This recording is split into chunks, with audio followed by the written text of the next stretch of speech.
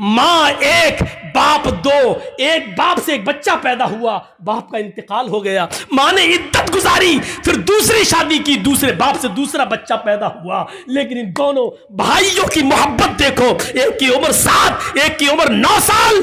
अफरा, तेरी किस्मत का क्या कहना, तूने बच्चे भी जने तो इतने बहादुर। अबू जहल कुरैश के सरदार का कत्ल किया तो उमर ने नहीं किया, हमजा ने नहीं किया, अली ने नहीं किया, इन बहादुरों के हाथों नहीं मारा गया। मारा भी गया अबू जहल तो इन छोटे छोटे मासूम बच्चों के हाथों। इसलिए मरते वक्त वो कह रहा था, मेरी बदकिस्मती कितनी है, मेरी बदकिस्मती देखो, मैं कुरैश का जितना बहादुर सरदार हूं, मारा भी जा रहा हूं तो इन छोटे छोटे मासूम बच्चों के हाथों। मोहम्मद ने इन बच्चों को इतना बहादुर बना दिया तो जवानों का हाल क्या होगा। उस औरत को देखो, उस औरत को देखो जो अपने छोटे छोटे बच्चों से कहती है, एक बच्चे की उम्र 7 साल और एक बच्चे की उम्र 9 साल, कहती है मेरे बेटो, ये जो सामने खड़ा है ये अबू जहल है, ये तुम्हारे नबी जनाब मोहम्मद रसूलुल्लाह को गालियां देता है। गौर करो कि वो दोनों बच्चे एक ऊंचे टीले पे चढ़ जाते हैं और एक बच्चा तलवार लेकर पीछे खड़ा हो जाता है। एक का नाम है मुआज और एक का नाम है मुअव्विज। एक की उम्र है 7 साल और एक की उम्र है 9 साल। एक बच्चा पहाड़ी पे चढ़ा है, एक बच्चा तलवार पीछे छिपाए हुए खड़ा है जमीन पर। जैसे अबू जहल घोड़ा दौड़ाते हुए आता है,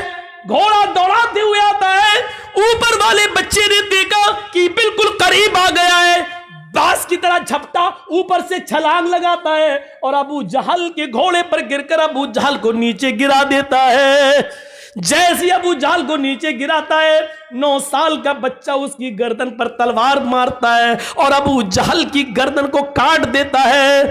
मेरे भाइयों, पूरी गर्दन अलग नहीं करता है और पेट पर वार करता है, गर्दन पे तलवार चलाता है। अबू जहल बिल्कुल मरने के करीब है। मुआज कहता है कि अबू जहल को मैंने कत्ल किया, मुअव्विज कहता है कि इसको मैंने मारा। वहां चंद साहबा खड़े थे, कह रहे हैं कि क्यों लड़ते हो, तुमने कूद कर इसको गिराया, इसने तलवार चलाई, अगर तुमने न गिराया होता तो ये कैसे मारता, लिहाजा तुम दोनों ने इसके मारने में मदद की है, लिहाजा तुम दोनों ने मारा है। क्यों लड़ते हो भाई, भाई आपस में क्यों लड़ते हो। अफरा, तेरी किस्मत का क्या कहना, अफरा तेरी किस्मत का क्या कहना, अफरा तेरी किस्मत का क्या कहना, तूने बच्चे भी पैदा किए तो इतने बहादुर कि जब तक कयामत ना आ जाए इन बच्चों की बहादुरी को लोग सलाम करते रहेंगे। गौर कीजिए, ये इन बहादुर बच्चों को जन्म देने वाली एक औरत थी। मां एक बाप दो, एक बाप से एक बच्चा पैदा हुआ, बाप का इंतकाल हो गया, मां ने इद्दत गुजारी, फिर दूसरी शादी की, दूसरे बाप से दूसरा बच्चा पैदा हुआ। लेकिन इन दोनों भाइयों की मोहब्बत देखो, एक की उम्र 7, एक की उम्र 9 साल। अफरा, तेरी किस्मत का क्या कहना, तूने बच्चे भी जने तो इतने बहादुर। अबू जहल कुरैश के सरदार का कत्ल किया तो उमर ने नहीं किया, हमजा ने नहीं किया, अली ने नहीं किया, इन बहादुरों के हाथों नहीं मारा गया। मारा भी गया अबू जहल तो इन छोटे छोटे मासूम बच्चों के हाथों। इसलिए मरते वक्त वो कह रहा था, मेरी बदकिस्मती कितनी है, मेरी बदकिस्मती देखो, मैं कुरैश का जितना बहादुर सरदार हूं, मारा भी जा रहा हूं तो इन छोटे छोटे मासूम बच्चों के हाथों। मोहम्मद ने इन बच्चों को इतना बहादुर बना दिया तो जवानों का हाल क्या होगा। मेरे भाइयों, इन बहादुर बच्चों को जन्म देने वाली भी एक औरत थी। औरत के कारनामों को कभी भुलाया नहीं जा सकता है। ये वही खंसा थी जो हालत कुफ्र में अपने भाई, जब उनको कत्ल कर दिया गया तो रोती थी, अपने भाई सखर की याद में रोती थी, और जब भी सूरज निकलता था और बिस्तर पे सोने जाती थी तो रोती थी, कहती थी युज़क्किरुनी तुलू शम्सी सखरा अज़कुरुहु लिकुल्लि गुरूब शम्सिन। ऐ सूरज तू क्यों निकलता है, मत निकला कर। ऐ सूरज तू पूरब से क्यों निकलता है, ईस्ट से क्यों चमकता है, मत निकला कर। जब तू निकलता है तो मुझे मेरे भाई सखर की याद आ जाती है। आए रात तू क्यों आती है, आए सूरज तू क्यों छिप जाता है, आए रात तू क्यों आती है। जब भी तू आती है तो मुझे मेरे भाई सखर की याद आती है। गौर करो, जो औरत खंसा अपने दोनों भाइयों की याद में रोती हो और इतना रोती हो कि हर सुबह ये कहती हो, ऐ सूरज तू क्यों निकलता है, मेरे भाई की याद दिला देता है। और रात में सोती है बिस्तर पे तो कहती है, रात तू क्यों आती है, मुझे मेरे भाई सखर की याद आती है। जो काफिर थी अभी अपने भाइयों की मौत नहीं भूल पाई, लेकिन जब सन 8 हिजरी में मुसलमान होती है, इस्लाम लाती है, और उसके 8 साल के बाद 16 हिजरी में जब जंग होती है कादसिया, तो उसमें अपने चारों बेटों को भेजती है, कहती है कि उमर के इस्लाम का झंडा नीचे नहीं आने पाए। आए मेरे बेटों, जिस तरीके से तुम्हारी मां एक है, उसी तरीके से तुम्हारा बाप भी एक है। अल्लाह की कसम, मैंने तुम्हारे बाप की अमानत में खयानत नहीं की है, यानी मैंने किसी दूसरे मर्द का चेहरा नहीं देखा है। आए मेरे बेटो, इस दुनिया में नहीं तो जन्नत में हम तुम्हारा इंतजार करेंगे। झंडा नीचे नहीं गिरना चाहिए। चारों बेटों को मैदान जंग में भेज दिया और एक एक करके चारों बेटे कादसिया की जंग में शहीद कर दिए गए। एक शख्स आता है और कहता है, आए खंसा, तेरे चारों बेटे मैदान जंग में कत्ल कर दिए गए, शहीद कर दिए गए। वही चारों बेटे कहते कि बुढ़ापे में बेटे ही सहारा होते और आसरा होते हैं। इन चारों बेटों को के इंतकाल की और उनकी शहादत की खबर सुनती है, जो अपने भाई की मौत को नहीं भुला सकी हालत कुफ्र में, जो अपने भाइयों की मौत को रोजाना याद करती थी, लेकिन आज जब वो 4 बेटों की शहादत की खबर सुनती है तो आसमान पे नजरें डालती है और कहती है, अल्हम्दुलिल्लाह लजी शर्रफनी बिकत्लिहिम। तमाम तारीफें उस अल्लाह के लिए है जिसने मुझे मेरे बेटों की शहादत से मुझे सरफराज किया है, मुझे मेरे बेटों की शहादत से मुझे खुश किया है। अपने चारों बेटों की बहादुरी की मौत पर, उनकी शहादत पर हंसती है, मुस्कुराती है। इन बच्चों की शहादत पर खुश होने वाली भी एक औरत है। अगर औरत शैतान का जाल है, जब वो मर्दों के लिए फितना बन जाए तो शैतान का जाल है, लेकिन जब वो औरत अपने बच्चों के अंदर ऐसी बहादुरी और जुर्रत पैदा कर दे तो एक शेरनी है, वो बहादुर है, ईमान की दौलत उसके अंदर आ जाती है। तो मेरे भाइयों, ये एक औरत ही है जिसने अपने बेटों की शहादत पर फख्र महसूस किया है। इन बहादुर बच्चों को पैदा करने वाली भी एक औरत है। उस औरत को देखो, दीनारिया, जिसका बाप मैदान जंग में कत्ल कर दिया गया, जिसका भाई भी है ओहद के मैदान में शहीद कर दिया गया, जिसका बेटा, बाप, भाई सब मैदान जंग में और शौहर मैदान जंग में कत्ल कर दिए गए। एक एक आता गया और कहता गया, तेरा बाप मैदान जंग में कत्ल हो गया, तेरा भाई मैदान जंग में कत्ल हो गया, तेरा बेटा मैदान जंग में कत्ल हो गया, और लास्ट में कहा कि तेरा शौहर भी मैदान जंग में कत्ल हो गया। चीख कर कहती है कि मुझे मेरे शौहर के बारे में मत बताओ, मुझे ये बताओ कि आयशा का शौहर कैसा है, मुझे ये बताओ, मुझे मेरे बाप के बारे में मत बताओ, मुझे ये बताओ कि फातिमा का बाप कैसा है।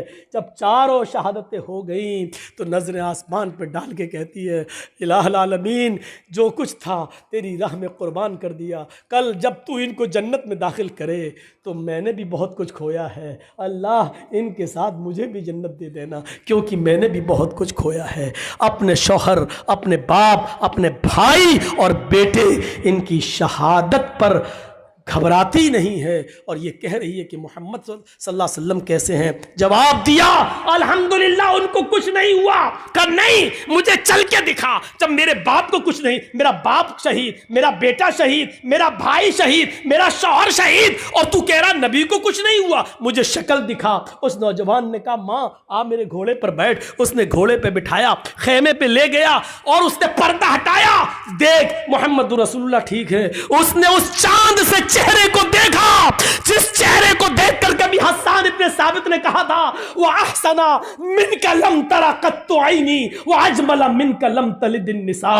ऐसा खूबसूरत बेटा, ऐसा हसीन बेटा, वो अहसना मिनका लम तरा कत्तु आईनी, मेरी आंखों ने आपसे ज्यादा हसीन किसी को देखा ही नहीं। और ऐसा खूबसूरत बेटा मैं आज तक दुनिया की किसी औरत ने पैदा ही नहीं किया जैसे मोहम्मद है। उस चेहरे को देखकर कभी हस्सान ने कहा था, उस चेहरे पर नजर पड़ती है, बाप का गम भूल गई, बेटे का गम भूल गई, भाई का गम भूल गई, पति का गम भूल गई और चीख कर कहती है कुल्लु मुसीबतिन बादा का जलल, कुल्लु मुसीबतिन बादा का जलल, कुल्लु मुसीबतिन बादा का जलल।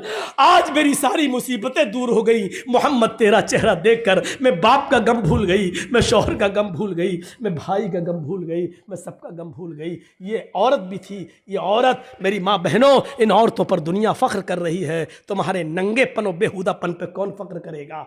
तुम ये मजाक उड़ता रहेगा, एहतिजाज होते रहेंगे और जुलूस होते रहेंगे, ये सब अपना काम होता रहेगा।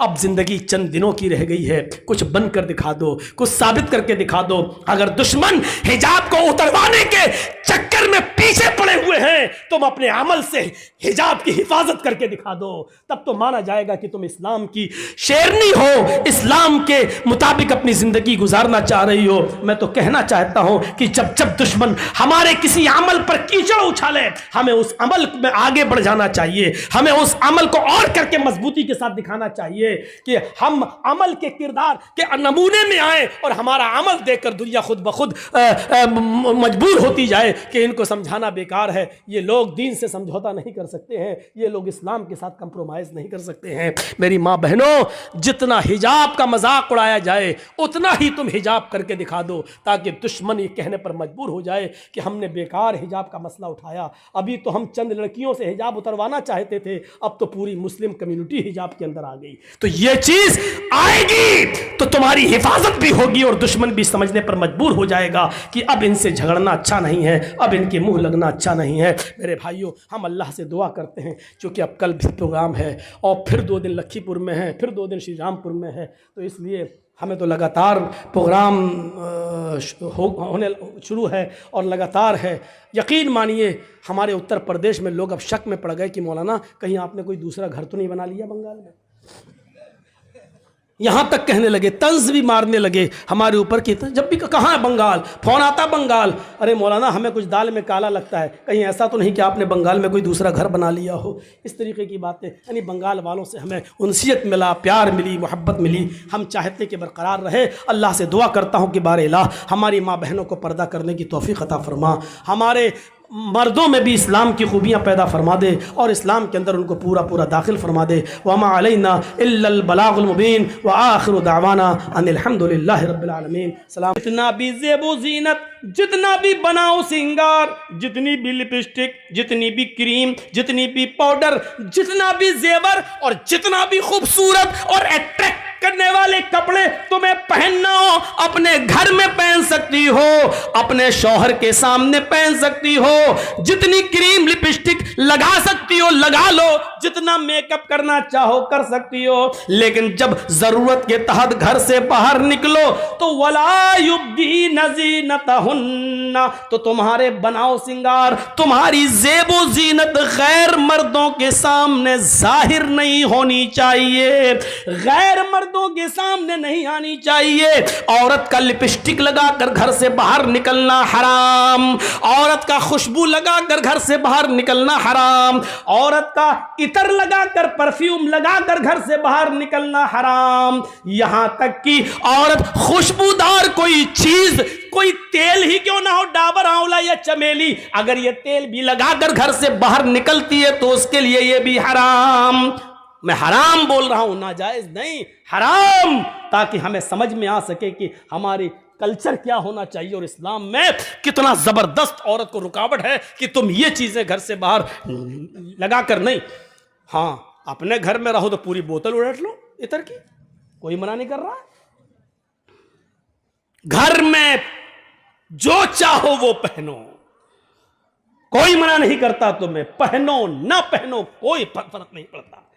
क्लियर? घर के अंदर, वो भी सिर्फ शौहर के सामने। आजकल तो जॉइंट फैमिली रहती है, अब ये थोड़ी कहा दिया जाएगा कि जॉइंट फैमिली में भी जहां ससुर रहता हो, देवर रहता हो, जेठ रहता हो, उधर भी पहन सकते, नहीं। घर का मतलब शौहर वाला रूम, घर का मतलब खास वक्त और खास टाइम। अब भाई इससे ज्यादा तो हम बोलेंगे तो आप कहोगे बड़ा बेहुदा मौलवी है। इस मौलवी को अब ये बातें याद आ रही हैं, इससे ज्यादा तो हम नहीं जा सकते हैं। क्या कहा, वला युब्दीना ज़ीनतहुन्ना, और अपने बनाव सिंगार को गैर मर्दों के सामने जाहिर न करें, इल्ला मा ज़हरा मिन्हा, मगर जो खुद ब खुद जाहिर हो जाए।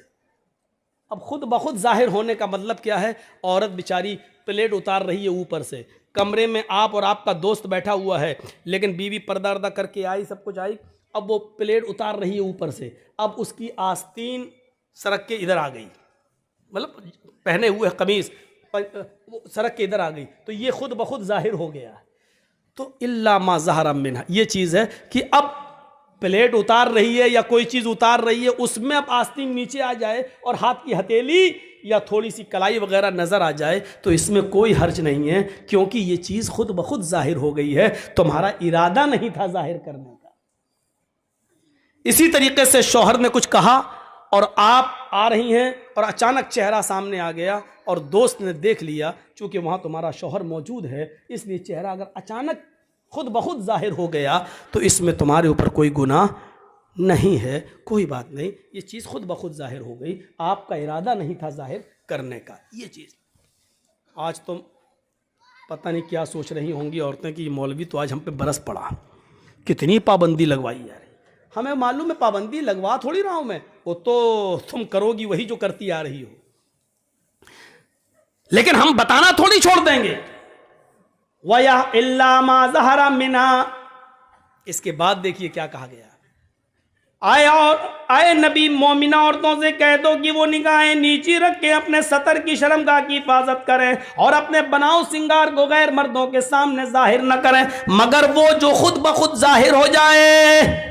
वलियज़रिबना बिखुमुरिहिन्ना अला जुयूबिहिन्ना, आज ये बहुत बड़ी बुराई हमारी नौजवान लड़कियों में आ गई है। अब वो दुपट्टा लेकर नहीं चल रही हैं, दुपट्टा भी आजकल रखा रह गया घर में, आजकल सिर्फ सलवार कमीज पहनी और निकल गई, अब दुपट्टा उनके गलों से हट गया, उनके सरों से हट गया। कुरान कह रहा है जब वो निकले, जरूरत के तहत भी कहीं जाए, तो वलियज़रिबना बिखुमुरिहिन्ना अला जुयूबिहिन्ना, तो वो अपने सीनों पर अपनी ओढ़नियों को डाल लें, अपने दुपट्टों को, किसी मोटी चादर को वो अपने सीनों पर डाल लें। वलियज़रिबना बिखुमुरिहिन्ना, खिमार दुपट्टे को ओढ़नी को कहते हैं, और उसी का प्लूरल खुमुर इस्तेमाल हुआ है, वो उससे अपना सीना ढांक लें, वो कोई मोटी चादर अपने जिस्म पर ओढ़ लें, अपने सीनों पर। जुयूब, जेब कहां होती है?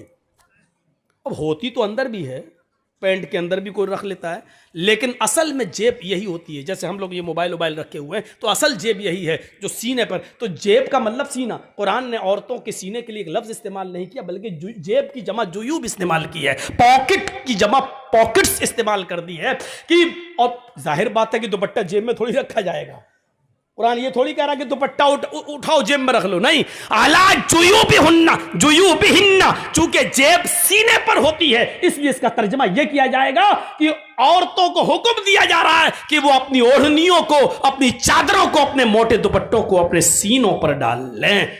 आज ये बुराई हमारी माँ बहनों में आम हो चुकी है, और खास तौर पर नौजवान लड़की दुपट्टे को ओढ़ना अपने लिए आज लानत समझती है कि तो गला है, क्या दुपट्टा ओढ़े। आज वो बगैर दुपट्टों के बाजार में जा रही हैं, घूम रही हैं, स्कूलों में जा रही हैं, ये चीज़ ठीक नहीं। ये आयतें कुरान की आपके सामने चीख चीख कर कह रही हैं कि हमारा मुआशरा कैसा होना चाहिए।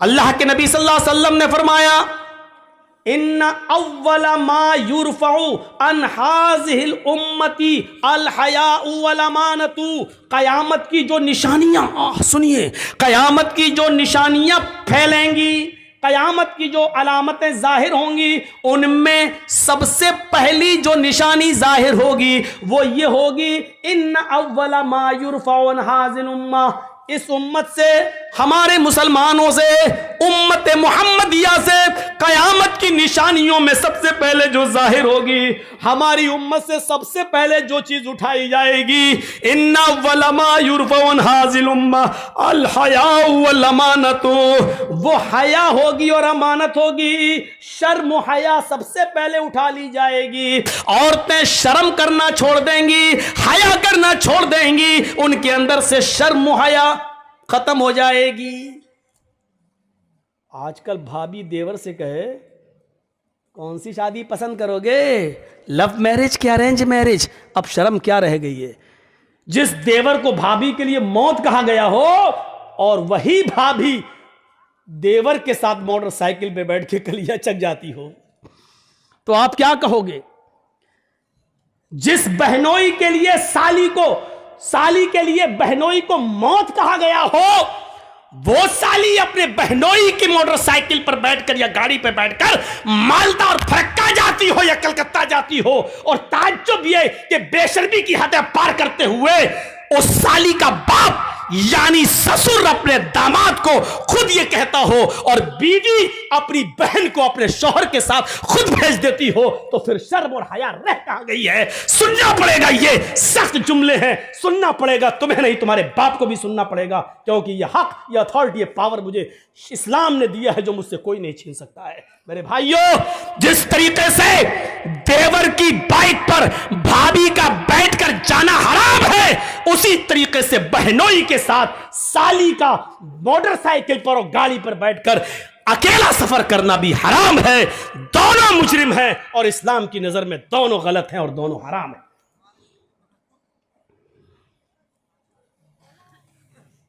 अब सबकी नजरें जा रही होंगी, हाँ कौन लेके जाता है अपनी साली को, सबके दिमाग घूम रहे होंगे, कौन है जो अपनी भाभी को लेके जाता है। बहुत से हैं, स्कूल में पढ़ाती हैं, टीचर हैं, आदमी तो बेचारा सुबह दुकान पे चला गया, छोटा भाई भाभी को पहुंचाने जा रहा है स्कूल, लेने भी जा रहा है स्कूल। अगर देवर और भाभी का रिश्ता इतना पाकीज़ा होता तो अल्लाह के रसूल कभी देवर के लिए मौत का लफ्ज इस्तेमाल ना करते। सोचिए, इस मौत के लफ्ज को कायनात की सबसे बड़ी हस्ती जनाब मोहम्मद रसूलुल्लाह सल्लल्लाहु अलैहि वसल्लम इस्तेमाल कर रहे हैं। सुनना पड़ेगा। बीवी के साथ आप खाना खा रहे हैं,